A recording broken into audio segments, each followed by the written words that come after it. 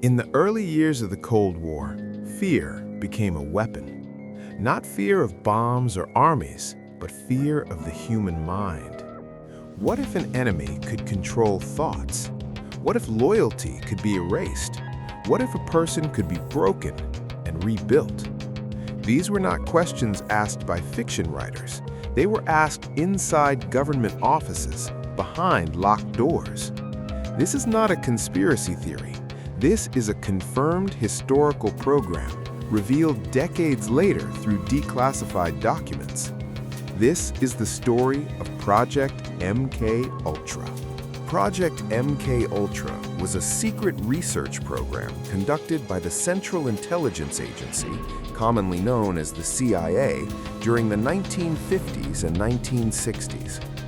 Its official goal was to explore methods of mind control and behavioral influence, primarily out of fear that rival nations, particularly the Soviet Union and China, had already developed such techniques.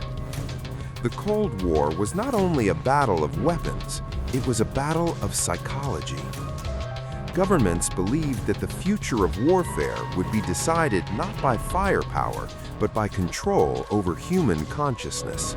After World War II, intelligence agencies around the world became obsessed with reports of brainwashing. American prisoners of war returning from Korea described psychological manipulation techniques used by their captors. These accounts deeply alarmed U.S. intelligence officials. In response, the CIA began funding secret research into whether the human mind could be influenced, controlled, or reprogrammed. In 1953, Project MKUltra was officially approved. The program was placed under extreme secrecy. Even within the government, few people knew it existed. What the program studied. According to declassified records, MKUltra explored a wide range of methods, including psychoactive substances, sensory deprivation, hypnosis, and psychological stress techniques. The most controversial area involved experiments with drugs, particularly LSD, which was believed to have the potential to alter perception and behavior.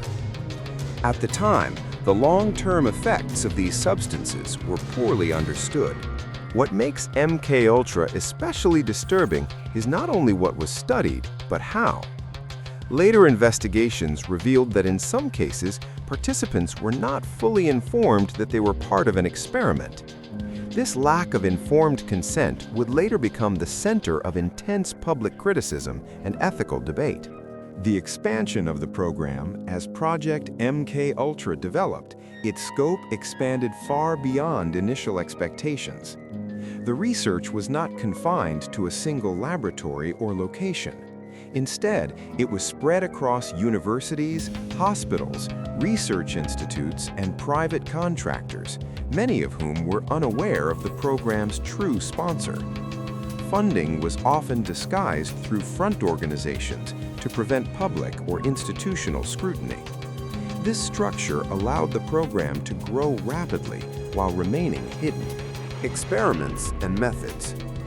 Declassified documents show that researchers explored how stress, isolation, and altered mental states could affect human behavior. Some studies examined how long-term isolation influenced perception, whether hypnosis could increase suggestibility, how chemicals affected memory and decision-making.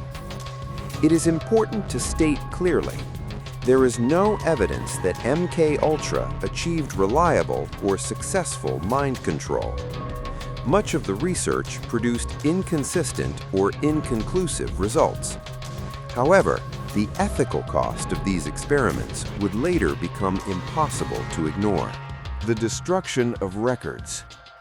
In 1973, as political pressure increased and public trust in intelligence agencies declined, a critical event occurred. The head of the program ordered the destruction of a large number of MKUltra records. As a result, historians believe that the full scale of the project may never be completely known. only a fraction of documents survived, primarily due to financial records that had been stored separately and were overlooked during the purge. These surviving files would later expose the program to the public. Public exposure. In the mid-1970s, investigative journalists and government inquiries began uncovering evidence of secret intelligence activities. A U.S. Senate investigation revealed the existence of MKUltra and confirmed that unethical research practices had taken place. For the first time, the public learned that government-funded experiments had crossed serious ethical boundaries. The revelations caused outrage, not only in the United States, but internationally. Trust in intelligence institutions suffered long-term damage. Official response. Following the investigations, the program was officially terminated. New laws and regulations were introduced to strengthen oversight and enforce ethical standards in human research. In some cases, victims or their families received limited compensation, though many felt it was insufficient. MKUltra became a case study in how secrecy, fear, and unchecked authority can lead to moral failure. The long-term impact. Although Project MKUltra officially ended decades ago, its consequences did not disappear with the program. For many people involved, the psychological effects were long-lasting. More broadly, MKUltra forced governments, researchers, and institutions to confront a critical question. How far is too far in the name of national security? The program exposed the dangers of conducting research without transparency, accountability, or informed consent.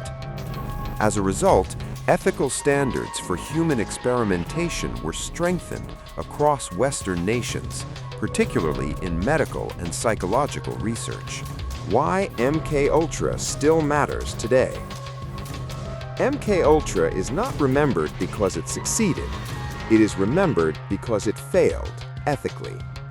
The project demonstrated that fear can push institutions to abandon moral boundaries, especially when secrecy removes public oversight.